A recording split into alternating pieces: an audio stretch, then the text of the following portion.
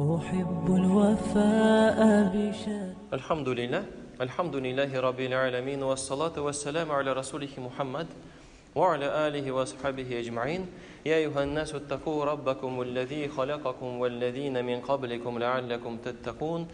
يا أيها الذين آمنوا قولوا قولا سديدا يصلح لكم أعمالكم ويغفر لكم ذنوبكم وما يطع الله ورسوله فقد فاز فوزا عظيما. Biz adam bolalari bir qati bo'laklar yaratamiz. Kibitga kirasin, bir oyoq kiyim olsan, ikkinchi oyoqim bo'lakka. Tambrajga kirasin, tan bo'lak kerak. Butun yerda aksiya ya bo'lakka biz muhtoj.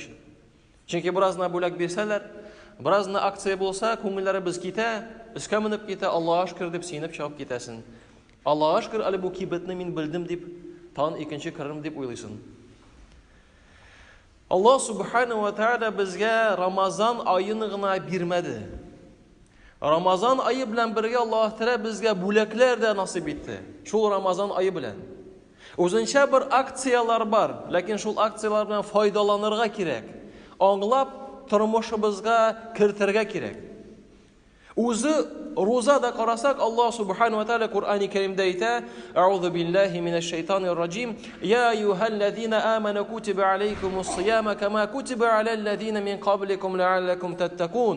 Ey iymon keltiruvchilar, sizga qadar bo'lgan xalqlarga amr etilgan kibik, sizga da Ramazon oyi ro'za tutib farz qilindi. Shoyatki siz taqvolikka erishuvchilardan bo'lursiz. Baqara surasi 183-oyat. Taqvolikqa erishirsiz balki. Mana bu jamoat agarda bunga erishsak, bu albatta zo'r bo'lak, zo'r baxt bo'lacak. Chunki bu ro'za tutuning maqsadi bo'lib turadi. Natijasi. Ni uchun biz ro'za tutamiz? Mana javobi. Taqvolikqa erishir uchun.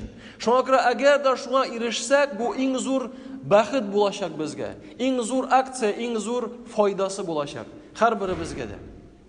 Taqvolik iskagna tishram, ul Alloh subhanahu va taolaning ashuvidan, hamaning g'azabidan yiroq bo'lu degan narsa. Hamna shuning bilan turmush osha borsak, butun xavf-xatarlardan, butun og'irliklardan, butun gunohlardan albatta yiroq bo'lacak biz. Bu biz baxtli degan so'z. Bu baxtga erishgan degan so'z, kishilar. Allah subhanahu wa ta'ala Qur'oni Karimda aytadi: "A'udhu billahi minash shaytonir rojim. Qul ya ibadillazina amanu ittaqaw. Qul ya ibadiyallazina ittaqu rabbakum lillazina ahsanu fi hadhihi ad-dunya hasana wa ardullahi wasi'a. Innama yuwaffas-sabiruna ajruhum bighayri hisab." Hamna agarda biz oxirgi jumlaga sabr etsak, Alloh taolo aytadi, "Diristlikda de sabrlar hisobsiz ajrlarga erishirlar." Zumara surasi 10-oyat. Qoidag'na qarama, sabrliksiz bo'lmay. Ko'pma yoshlarimiz avur xarga kirdilar. Mana shu sabrliklari bo'lmaganга ko'ra. Mana bugun kerak, hozir kerak dilar. Tirishhalar, Alloh saqlasin, harom yo'lga kirib, oqshalar olmoqchi bo'lalar. Lekin oxiri natijalari bik yomon bo'lib turadi. Oshig'alar. Sabrlik yo'q. Duo qilganda da misol uchun keltiram, kishi duo qiladi, Alloh menga bermadi, duo qilmay bo'tan deb aytadi. Qardoshlarim, birozna olg'aroq kelsangiz. Alloh rozi bo'lsin. Qoyag'na qaramlik sabrlik kerak. Hatto g'aylada da sabrlik sori oltin degan so'z bo'layindan kelmagan, ul dinimizdan olingan so'zlar. Chunki va huwa yuhibbus sabirin. Alloh subhanahu va taolo esa sabr etuvchilarni yaratadi. Sabr eta qo'yshan. Nechuk biz uni anglaymiz deganda, ya'ni nindigina hal bo'lmasin, igilikli hal, yaxshi, shodlikli hali bo'lsinmi? Avur hali bo'lsinmi? Ul gunohga botmay, ul Alloh qo'shgancha yasharga tirisha. O'z energiyasini halal yoqqa bora. Agarda shulay ishlaykan, demak sabr edi. Alloh subhanahu va taolo Qur'oni Karimda Юк, Аллаһ Тәгалә үз Куранын безгә иңдерде. Моннан да зуррак бүләк бар микән?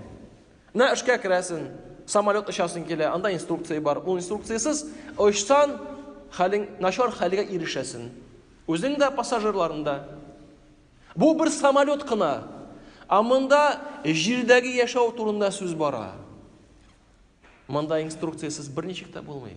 Һәм Аллаһ Субханаһу ва Тәгалә менә ди Кур'ан-и Кәрим. Рамазан айы бит ул Кур'ан айы. Бу айда күбрәк Кур'ан укыйлар, өйрәнәләр, тырышалар тормышка кертергә. Әгәр дә кеше кертмәсә, Аллаһ Тәгалә Кур'ан-и Кәримдә әйтә: "Аузу биллаһи минаш шайтанир раҗим. Ман а'рада анху фа иннаху яхмилу яумал қиямати визра." Кур'аннан баш тарткан кеше кыямәт көндә бик авыр йөк, каты азап күтәрер. Таха сурәсе 100-нче аят. Ул кыямәт көндә түгел. Без шуны аңларга тиешбез, әгәр дә кыямәт көндә игелеккә ирешәбез икән. Демәк, бу дөньяда да без бәхеткә ирешәбез. Ләкин әгәр дә безнең гамәлләр кыямәттәге газап турында әйтәләр икән, демәк, бу дөньяда да авыр булачак. Алар бер-берсе белән бәйләнгән шикелле. Чөнки Аллаһ Тәгалә әйтә: "Ва ман а'рада ан зикри фа инна лаху ма'ишатан данка ва нахшуруhu яумал қиямати а'ма." Минем зикремнән, Кур'аннан баш тартучыны авыр, бәхетсез тормыш көтә, ва кыямәт көнендә аны сукыр хәлендә кубарырбыз. Таха сурәсе 124-нче аят. Көн сайын таравих намаз укыйбыз. Инде таравих намазында гел йөри торган кешеләр бер гаилә сыман. Менә бу җәмәгать кардәшләрем үзенчә бер бәхетнең бер өлеше дип әйтим микән? Чөнки менә шулай йөрисен дә үзенә бер гаилә итеп сезәсен, шундый йөрәккә тәмле, ләззәтле бәхет керә. Шундый ләззәт керә инде ул. Аны аңлатып табылмый. Шуңа күрә кем сабыр итеп таравих намазын уздыра, Пайгамбар Мухаммад саллаллаху алейхи ва саллям әйтә: кем иман белән намазга кереп, имам киткәнче намазда торса, аңа төне буе намазда тору әҗре языла. Бер яктан, икенче яктан Пайгамбар Мухаммад саллаллаху алейхи ва саллям әйтә: "Ман қама Рамазана иманан ва ихтисабан уфира лаху ма тaqaddama min dhanbih." Кем Рамазанны басып торып уздырса, бу таравих намаз турында сүз бара. Анарга Аллаһ Тәгалә элекке булган гынахларын гафу итәр. Гынахлар дип без бөтенләй аңламыйбыз, нәрсә инде ул, ничек гынахлар? Менә уйлап карагыз, без 100 мең акча, яисә кемдер өчен ул 100 миллион акча булсын, әҗәткә алдык. Син намазда басып тордың да, Аллаһ Тәгалә сиңа, ул кеше сиңа аны гафу итте дигән сүз. Монда да гынах үзенчә бер ул әҗәт шикелле. Гынах кылдың, намаз укыдың, кичкенә гынахлар гафу ителә. Әлбәттә, зур гынахлар өчен тәүбә кирәк. Инде моннан да тыш Аллаһ Тәгалә безгә фурсатлар бирә. Авыз ачтыру булсын. Пайгамбар Мухаммад саллаллаху алейхи ва саллям әйтә: "Кем ураза тотучыны авыз ачтырса, ураза тоткан кеше кадәр савап алыр. Һәм бу ураза тотучы үзе алачак савапны азга да киметмәс." Шул вакытта факир мусламаннар Пайгамбар Мухаммад саллаллаху алейхи ва саллям мураҗаат итеп әйтәләр: "Я Расулаллаһ, арабызда авыз ачтырлык мөмкинлеге булмаган кешеләр дә бар. Нишәсеннәр алар дигәч?" Әйтә Пайгамбар Мухаммад саллаллаху алейхи ва саллям әйтә: "Авыз ачу өчен бер хөрмә җимеше, я бер йотым су, я су кушылган сөт бирүчегә дә Аллаһ Тәгалә шундый ук савап язар." Шуңа күрә авыз ачтырасы кирәк икән, үзеңә авырайтырга кирәкми, теге зур мәҗлесләр, пироглар ниләр кирәкми. Беразна җиңел әйт үзеңә.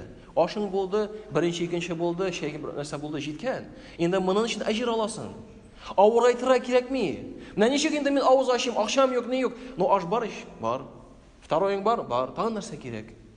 Әле ураза вакытында беренчене, икенчесенә ашый аласың. Артыгында ашап булмый бит аны. Шуңа күрә авырайтырга кирәкми. Динебез җиңел. Әлбәттә, трибез күбрәк, пироглар ниләр булсын, ләкин ул бөтен ашалмый. Әҗр савапка ирешер өчен Аллаһ күп тә кирәкми инде ул. Инде иң зур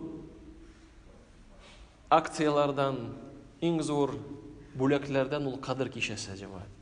Әгәр дә шул төнне гыйбадәттә уздырсак, дистәләгән елларын әҗр савабын алачакбыз, Аллаһ бирсә. Шуңа күрә Пайгамбар Мухаммад саллаллаху алейхи ва саллям соңгы 10 төнендә анарны эзләгән. Бездә төн инде хәзер кыска да бит инде. Аны беразна гыйбадәт итеп уздырырга да җиңел. Шуңа күрә соңгы 10 көндә, әгәр дә эшлисең икән, отпуск алырга тырыш.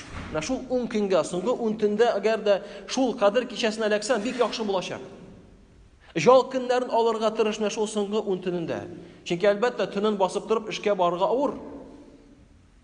Шуңа күрә без бит тырышабыз зарплатаны алыр өчен, былай да эшләргә, тегеләй дә эшләргә, кайдыр гаиләбезне кимсетәбез эшкә барыр өчен, кайдыр былай чыгарабыз, тегеләй чыгарабыз, монда да беразна үзенчә уйлап чыгарга кирәк. Ничек инде менә шул соңгы 10 төндә гыйбадәттә булып, ничек үземә җиңеләйттем микән? Моннан тыш җәмәгать и'тикаф булсынмы ул? Фитр садакасы булсынмы?